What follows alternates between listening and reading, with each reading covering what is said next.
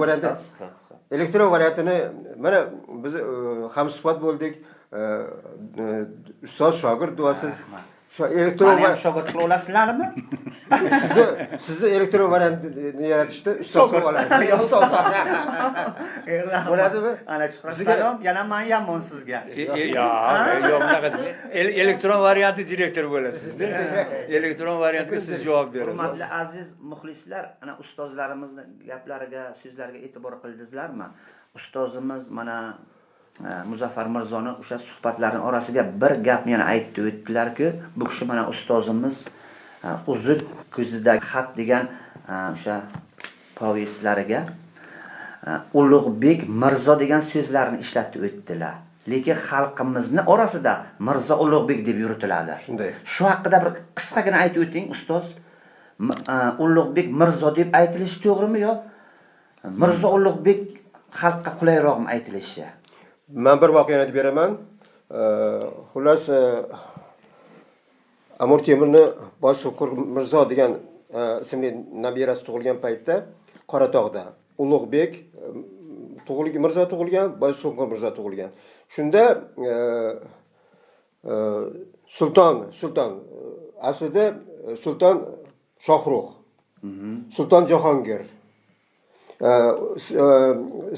farzandlarini ismini oldida nima ketgan? Sulton ketgan. Nevaralariga qanday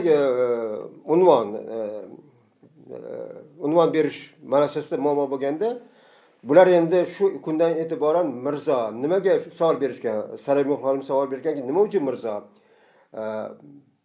Mirzo amir so'zini qisqartmasi. Zo so'zi erkalatish. Amirzoda. Biz Amirzoda demiyoruz, shuni haligi xullas Mirzo so'zi aslida fors adabiyotida, Pahlaviy adabiyotida kotib degan so'zni beriladi. Bilim, bu kotib ilgari kotiblar sanoqli bo'lgan, husnixat bo'lgan, ilmli odamlar bo'lgan. Kotiblar shu Mirzo so'zi bular ilmli bo'lsin, zakovatli bo'lsin degan ma'noda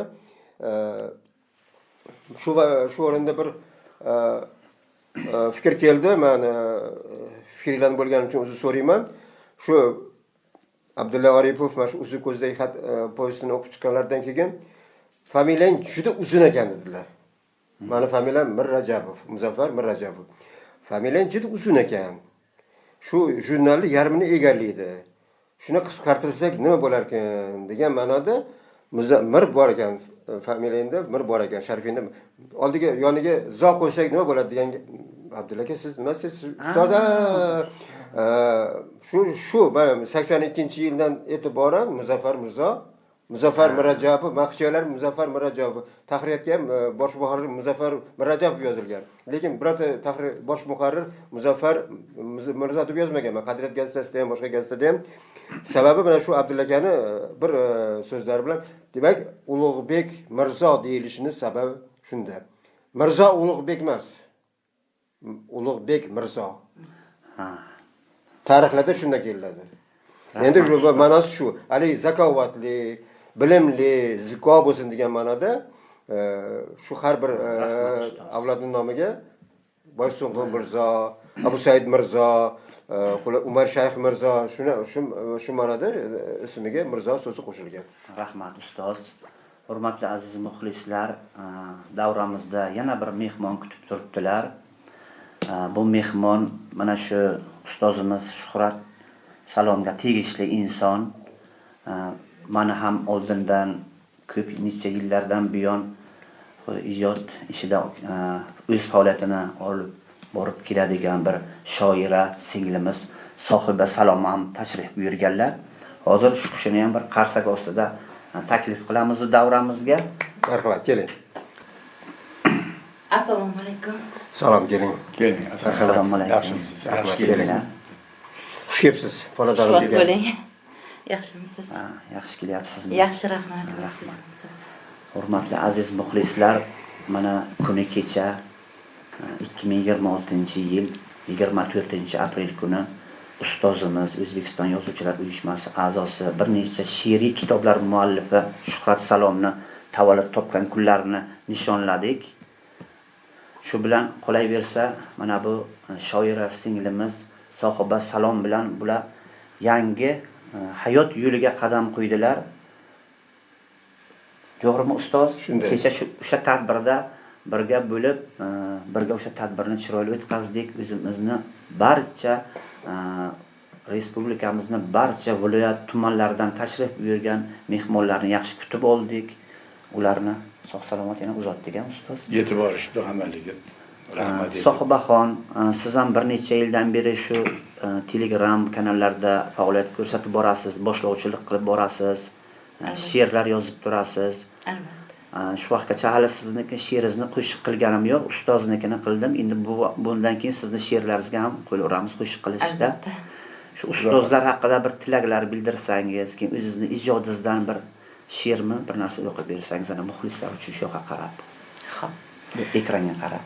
Avvalambor assalomu alaykum, hurmatli ko'rsatuv muxlislari va albatta ustozlarimiz. Sizlarni ko'rib turganimdan albatta juda ham xursandman, ham suhbatda bo'lganimdan, diydorlashib turganimdan. Avvalambor ustozlarimiz haqida to'xtalib o'tsak, Muzaffar ustozimizni juda ham hurmat qilaman, ijodlarini, yo'nalishlarini, mana Roman gazeta muharrirlari, albatta o'z ustalari, sohiblari. Turmush o'rtog'im bilan birgalikda tinchlikda ish faoliyatlarini olib borishadi. Nima ham derdik, bularga albatta ulkan zafarlar tilayman ishlariga. Ko'p guvohi bo'ldim mana. Yo'nalishlari bo'yicha ozmuncha tushunchalarim ham bor. She'riyatga qiziqishlari, mana bu kitobxonlik, suxandonlik yo'nalishlari juda ham ajoyib, o'zlariga xos takrorlanmas yo'nalishga ega. Nima ham derdik, oilangiz baxtiga hamisha sog'-omon bo'ling ustoz. Ishlaringizga rivoj tilayman. Bundan-da yanada ulkan zafarlarga, muvaffaqiyatlarga erishing. Alloh rozi bo'lsin sizdan. Shunchalik mana turmush o'rtog'im bilan birgalikda yelkama-yelka xizmat qilib, injiqliklarini ko'tarib, sabr toqat bilan shunday ish faoliyatini olib boryapsiz. Omad yor tilayman. Ikkalangizga ham ulkan zafarlar tilayman. Sog' bo'linglar. Sohibaxon, endi har bir mutaxassis o'zini bir dasturxoni bilan keladi degan bir gap bor. Albatta. Ekranimizga qarab muxlislar uchun bitta she'r o'qib berasiz endi. Boshlovchi To'g'ridir. Har qanday shoir ham o'zini she'rini yoddan nima qilib bera olmaydi. Shuning uchun agar ruxsat bersalaringiz, bu ijodga kirishimdan maqsad bu qanaqadir bir narsaga erishish uchun emas.